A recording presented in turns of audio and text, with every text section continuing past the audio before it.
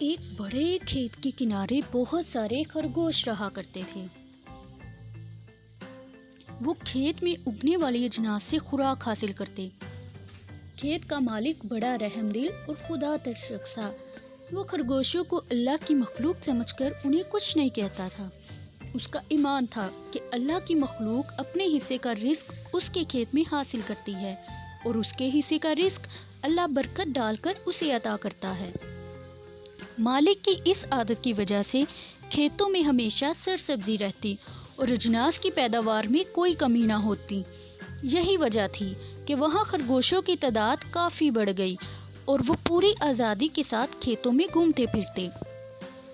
ان خرگوشوں میں ایک جوڑا ایسا بھی رہتا تھا جس کے 6 خوبصورت ننھے منھے بچے تھے۔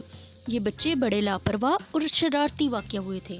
یہ پھدکتے پھدکتے اکثر کھیت کے کنارے پر پہنچ جاتے۔ ان کے ماں باپ نے انہیں کئی بار سمجھایا کہ ہوشیار رہنا چاہیے کیونکہ ان کی لاپرواہی سے فائدہ اٹھا کر کوئی شخص انہیں پکڑ سکتا ہے۔ ان بچوں نے کبھی بھی اپنے ماں باپ کی نصیحت پر عمل نہیں کیا اور ہمیشہ لاپرواہی کا مظاہرہ کرتے رہے۔ خرگوش ماں باپ نے تنگ آ کر انہیں سمجھانا چھوڑ دیا۔ وہ زیادہ سے زیادہ وقت ان کے قریب رہتے اور ان کی نگرانی کرتے رہتے۔ خرگوش کھیتوں سے فارغ ہو کر کنارے پر موجود کچرے کے ڈھیر پر آ جاتا جہاں گاؤں کے لوگ خالی بوتلیں اور بیکار سامان پھینک دیتے تھے۔ کچرے کے ڈھیر کے قریب ہی ایک چھوٹی سی بل تھی جہاں وہ خرگوش اپنی بیوی بچوں کے ساتھ رہتا تھا۔ خرگوش اکثر کچرے پر پڑی ہوئی اشیاء کا جائزہ لیتا اور ان میں سے کام کی چیزیں اٹھا کر بل میں لے جاتا۔ ایک دن اس نے کچرے کے ڈھیر میں کٹی پھٹی پٹسن کی بوری دیکھی۔ قریب جا کر اس نے اسے الٹ پلٹ کر دیکھا تو اسے محسوس ہوا کہ اگر اس کا بستر بنا لیا جائے تو وہ آرام دہ ثابت ہو سکتا ہے۔ وہ ابھی اس شش و پنج میں تھا کہ کہیں سے ایک چوہا نکل کر وہاں آ گیا۔ اس نے خرگوش سے پوچھا کہ وہ پٹسن کی بوری کا کیا کرے گا۔ خرگوش نے ہنس کر اسے اپنے ارادے سے مطلع کیا۔ چوہا اس کی عقل مندی سے بڑا متاثر ہوا۔ اس نے پٹسن کی بوری کے استعمال پر اس کی تعریف کی۔ اس دن کے بعد چوہے اور خرگوش میں گہری دوستی ہو گئی۔ وہ دونوں روز اس جگہ پر ملتے اور گھنٹوں باتیں کرتے رہتے۔ ایک دن خرگوش نے پریشانی کے عالم میں اپنے بچوں کی لاپرواہی اور حماقت آمیز رویے کا ذکر کیا کہ وہ ان کی نگرانی کے باعث ان کے ساتھ جڑا رہنے پر مجبور ہے اور اس وجہ سے دونوں میاں بیوی صحیح طرح کام نہیں کر پاتے۔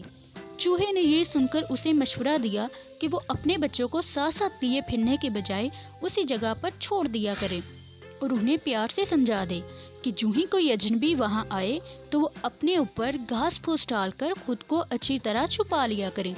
میں تو سارا دن یہی موجود رہتا ہوں، ان کی نگرانی کرتا رہوں گا۔ خرگوش نے بتایا کہ بچے بڑے شرارتی ہیں، وہ گھاس پھوس میں چھپے نہیں رہیں گے۔ چوہے نے سختی برتنے کے لیے کہا تو خرگوش کچھ ہیل و حجت کے بعد رضامند ہو گیا۔ خرگوش نے اپنی بیوی سے اس بات کا ذکر کیا تو اس نے چوہے کے مشورے کو مناسب قرار دیا۔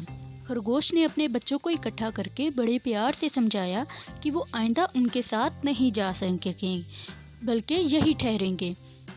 زیادہ اچھا تو یہی ہوگا کہ وہ اپنی بل میں رہیں، لیکن اگر وہ کھیلنے کودنے کے لیے باہر نکلیں تو ہوشیار رہیں۔ جو ہی کوئی شخص وہاں آتا دکھائی دے تو وہ جلدی سے خود کو گھاس پھوس میں چھپا لیا کریں۔ بچوں نے وعدہ کیا کہ وہ ایسا ہی کریں گے۔ اس دن کے بعد وہ دونوں میاں بیوی بے فکری سے کام پر جانے لگے اور بچے وہاں چوہے کی نگرانی میں کھیلتے رہتے۔ جو ہی کوئی اجنبی اس طرف سے گزرتا تو چوہا انہیں خبردار کر دیتا اور وہ گھاس پھوس میں چھپ جاتے۔ ایک دن کی بات ہے کہ خرگوش کے بچے مزے سے کھیل کود میں مصروف تھے کہ چوہے نے ایک شکاری کو اس طرف آتے دیکھا۔ اس کے پاس بڑا سا تھیلا تھا اور کندھے پر بندوق پڑی تھی۔ چوہے نے بچوں کو فوراً خبردار کیا کہ آنے والا شخص عام آدمی نہیں ہے بلکہ شکاری ہے جو خرگوشوں کی تلاش میں ادھر آ رہا ہے۔ وہ گھاس پھوس میں فوراً چھپ جائیں اور جب تک میں نہ کہوں کوئی اپنی جگہ پر حرکت نہ کرے۔ بچوں نے چوہے کی ہدایت پر خود کو گھاس پھوس میں چھپا لیا۔ شکاری جب کچرے کے ڈھیر کے قریب پہنچا تو اسے وہاں خرگوشوں کی موجودگی کا احساس ہوا۔ اس نے وہاں رک کر جائزہ لینا شروع کر دیا۔ کافی دیر کی کوشش کے باوجود اسے کچھ دکھائی نہ دیا۔ چوہا ایک خالی ٹن میں چھپا شکاری کی حرکات دیکھ رہا تھا۔ اسے معلوم ہو گیا تھا کہ شکاری کو شک پڑ چکا ہے کہ وہاں خرگوش موجود ہیں۔ جب کچھ دیر گزر گئی اور چوہے کی آواز بھی سنائی نہیں دی تو بچوں میں بے چینی سی پیدا ہونے لگی۔ انہوں نے گھاس میں سر نکال کر ادھر ادھر دیکھنا شروع کر دیا۔ ان کے بڑے بڑے کان گھاس سے باہر نکلے تو شکاری کو فوراً پتہ چل گیا کہ وہ کہاں چھپے ہوئے ہیں۔ اس نے اپنا تھیلا اتارا اور اسے کھول کر زمین پر رکھ دیا، پھر نرم ہاتھوں سے اسے بچوں کو پکڑا اور ایک ایک کر کے تھیلے میں ڈالنے لگا۔ بچے خاصے سہمے ہوئے تھے۔ اس نے 6 کے 6 بچے تھیلے میں ڈال کر اس کا منہ اوپر سے بند کر دیا اور رسی کی گانٹھ لگا کر ایک طرف چل دیا۔ چوہا یہ دیکھ کر بے حد پریشان ہوا۔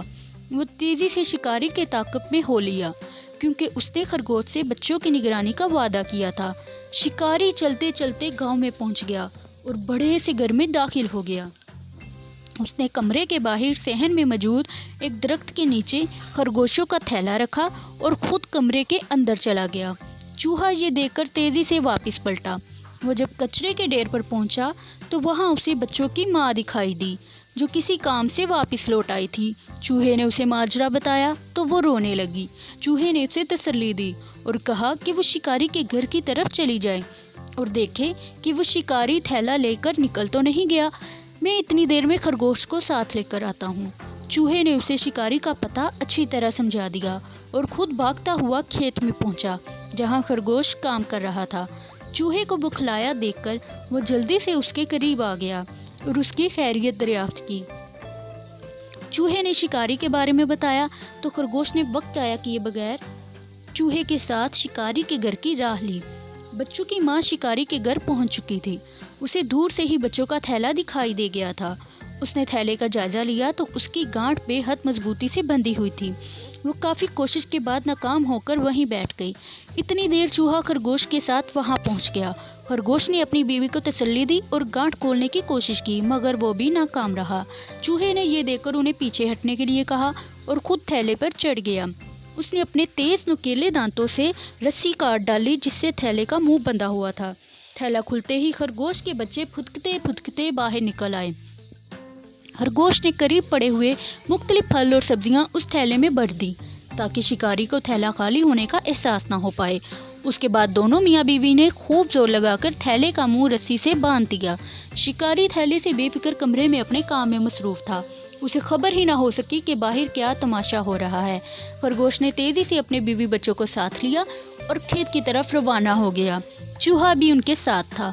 خرگوش نے کھیت میں پہنچ کر اپنے لیے نیا ٹھکانہ ڈھونڈا اور اپنی بیوی بچوں کو وہاں ٹھہرایا۔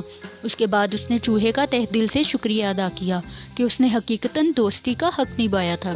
چوہے نے اسے کہا کہ دوسروں کے کام آنا بڑی عبادت ہے کیونکہ اس سے اللہ بہت خوش ہوتا ہے۔ دیکھا بچوں، لاپرواہی کا انجام کیا ہوتا ہے۔ اگر بڑے کسی بات کے بارے میں سمجھائیں اور منع کریں تو اس پر پوری طرح عمل کرنا چاہیے ورنہ نتیجہ برا نکلتا ہے۔